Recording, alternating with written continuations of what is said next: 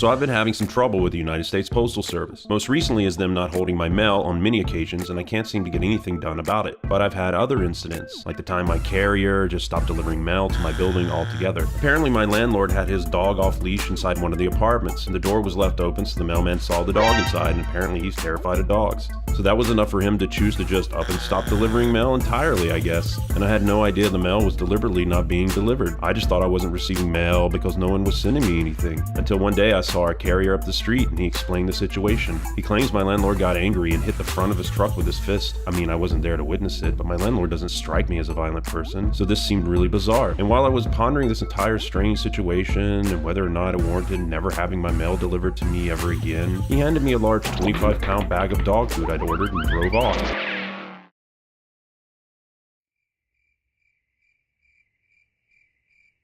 So there I was on the side of the road, holding 25 pounds of dog food, contemplating where my life went so unexpectedly and miserably wrong.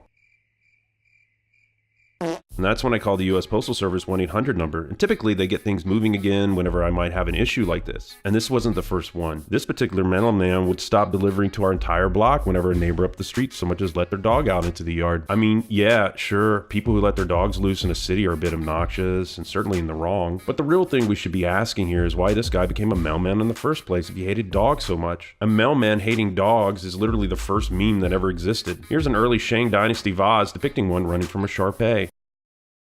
Okay, it's not a mailman, but he is a man wearing mail armor. So why not just pick a different profession if you're scared of dogs? Or better yet, request to work a commercial route or something instead of residential. There are just so many solutions to this outside of stopping my fucking mail delivery. I haven't seen him in a year, so I guess they got rid of him. I think the last straw was the time he sprayed a little puppy with something. It didn't seem to harm the puppy, so maybe it was just water, but the puppy was on a leash and inside someone's yard. The mailman literally made an effort to walk right past this guy and his puppy in the yard instead of using the walkway. If you do that, you're kind of a dick. But my biggest problem with the US Postal Service isn't that weirdo mailman, it's that their whole mail service is so hit and miss. And it makes no fucking sense. Every time the wife and I leave town, we put our mail on hold using their handy-dandy website. It's fast, it's easy, but it's about as reliable as Comcast internet. Often we come home from a trip to find our mailbox crammed so full with mail, it's difficult to get any of it out without tearing it to pieces. And every time I call to complain, they say sorry and we'll fix this, but they never do. This past July, I had enough. The wife and I were out of town for over 2 weeks and had our mail held from July 9th to July 24th. When I came home, I saw not only a stuffed mailbox, but a priority package left out on my doorstep. They might as well just spray painted "No one's home, come rob these bitches" on the outside of our apartment. Worst yet, the package on my doorstep contained tax documents with my wife's and my social security number. That's some weak ass bullshit, you bitch ass motherfucking busters. So anyway, I decided to contact the US Postal Service and file a complaint. This is what the local station had to say in an email. Thank you for bringing this matter to our attention. Upon researching this matter, it has been identified the hold request you submitted was not provided to the carrier in a timely manner. A timely manner? It looked like it wasn't even provided to him at all. If in the near future a hold request is needed, please contact me directly at the number provided below. Why? Why can't I just use the website like everyone else? Why do I require special treatment? Why don't you fix the issue instead of burdening me? It makes no sense. But at least they were courteous and polite, so I just left it alone until I needed to leave town again. I didn't call the number because it was after hours when I remembered, so instead I used the website again and held my mail from October 5th to October 17th. And when I came home on the 16th, what do you think I found? Place your bets, kids. Did I find an empty mailbox? Or did I find something like this?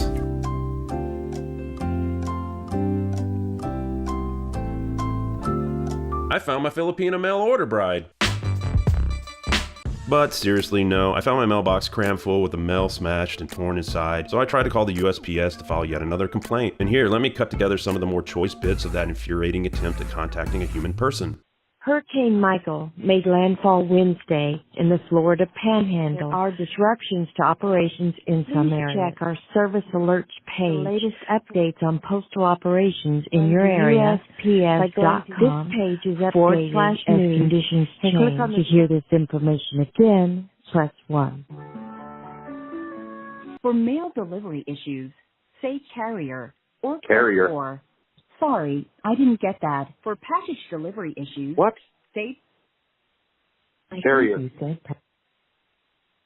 for tracking, say Carrier. tracking. I think you said case. Is that correct? What? Carrier. My mistake. For tracking, say tracking or Carrier. press 1. I think you said redelivery. Is that correct? No. Sorry, I didn't get that. For package delivery issues, say package or press 1. For issues regarding your mail carrier, say carrier or press 2. Carrier. Please stay on the line while I check on the availability of our agents. Thank you for calling. Current hold time is greater than 1 hour. Please wait while your call is transferred. Over an hour. Fuck. It's really sad when waiting over an hour to get a hold of a human is the norm, but here we are. Needless to say, I hung up and submitted this complaint via email. A few days later, I received a response in the mail from my local postal station. We are sending you this letter to say we have tried to contact you by email. However, emails can sometimes go directly to junk or trash. When did you try to contact me? No, I checked both my spam folder and my trash folder. There's no emails. Also, they mailed out this letter the same day they emailed me to acknowledge my complaint, and I got both. So I don't understand the problem. It's obvious they didn't actually try to reach out to me via email, so I don't know what's going on. Anyhow, the letter goes on to say, please call us between the hours of 8 a.m. and 1:30 p.m. Why such specific hours? I mean, does the person I need to speak with only work those 5.5 hours in the day? Who gets a job with those hours? I wish I had some closure for you, but I'm not sure if in the future this will happen again. I'm fairly certain it will, though I remain hopeful. I'm sure some of you, while watching this, have muttered under your breath, "Oh, what you bitching about? It costs 50 cents to mail a letter across country. You can always pay $40 to mail a letter with FedEx if you have such a problem with the post office." Except you can't really. Well, kinda you can, but it's not exactly as straightforward as that since the US Postal Service has a legal monopoly. In 1792, the U.S. Congress passed a series of laws called the Private Express Statutes. They established resources used to deliver the mail, such as roads and post offices. Everything was fine until Lysander Spooner, an outspoken lawyer, abolitionist, and anarchist, created the American Letter Mail Company to compete with the U.S. Post Office. His reason being the cost to ship a letter from New York to Boston in 1844 was over 18 cents. That's $6.40 in today's money. To send a letter from New York to Washington, D.C. cost 25 cents back then, which is almost $9 today. Maybe this crazy expensive postage was the reason Chicago and New York were never able to confer and agree upon what pizza actually should be. This is pizza, Chicago, not this. But this is a hot dog, New York, and this is a floppy dinger-linger-donging in the bread Virginias. So anyways, the American Letter Mail Company created competition and was able to deliver mail for a fraction of the cost. The post office was all like, yo bro, you can't do that. And Lysander was all like, yeah I can bro, you don't have a monopoly, fight me. And so that's what they did. They first tried to muscle the railroad companies that Lysander used to deliver his mail, but that didn't work. Then they tried to fight him in court, but that didn't work either. So between 1845 and 1851, Congress extended the laws to codify a legal monopoly for the movement of letter mail by the U.S. Postal Service only. Anyone found breaking this law could face a $500 fine or 6 months in prison where you get all the New York hot dogs you could ever want in your bread vagina. One of these things is not like the others. One of these things doesn't belong. Because of this newly established legal monopoly, the American Letter Mail Company was put out of business in 1851. But Lysander kind of also won in a way because he proved rates could be significantly lower and thereby succeeded in forcing the U.S. Postal Service to lower theirs. For the most part, the monopoly was limited to what is termed first-class letter mail, so packages and parcels were exempt, meaning private carriers could ship the bulky stuff, just not the letters. And from 1851 to 1979, if you wanted to ship a letter, you only had two options. One, you use the U.S. Postal Service. The other, you buy a stamp from the U.S. Postal Service, put it on the letter, scribble it out, package it in a box, then and only then you could have it delivered legally by a private carrier. In short, you were forced to buy their stamps no matter what. They have a name for this, kids. It's called extortion.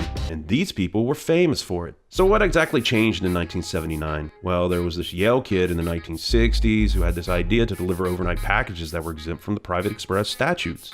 His business model was proven extremely successful, and he went on to create Federal Express. In 1978, they went public, and without any bribes or lobbying influence whatsoever, the U.S. Congress, in their infinite and completely coincidental wisdom, saw it fit in 1979 to loosen the laws and allow for letters to be delivered by private carriers like Federal Express, but only letters that were extremely urgent, therefore allowing the U.S. Postal Service to maintain their monopoly on first-class mail. And this is why FedEx can't ship your letter for the price of a postage stamp, because it's illegal. Get it? Got it? Good. And look, I don't have anything personally against the U.S. Postal Service. I mean, they offer a necessary service. And my neighbor growing up was a mailman. I liked him a lot. He was always a nice guy, friendly, a family man, delivered my Spider-Man comics, made me eat New York hot dogs. Honestly, my only real problem with the U.S. Postal Service is that it's a monopoly. And monopolies stifle competition. And competition is important because it gives us innovation, better goods and services. It's the reason why companies like Comcast are voted America's most hated company, yet they still made something like $13 billion in profits in 2017. And that's because ISPs like Comcast tend to be the only option option in your area, and therefore they have little incentive to innovate and offer better services. If you were able to cancel and switch providers, they'd probably try a little harder to keep your business, but you probably can't, so they definitely won't. And that same rationale translates to legal monopolies like the US Postal Service. They don't have incentives to keep your business because you have no alternatives but to use their service. And we're all born into this arrangement with no say in it whatsoever, like one of those arranged marriages. You know, the ones where the spouse is selected for you and you never get the chance to play the field and see which partner might be the best for you. And that's why you should never buy anything that doesn't have a return policy. She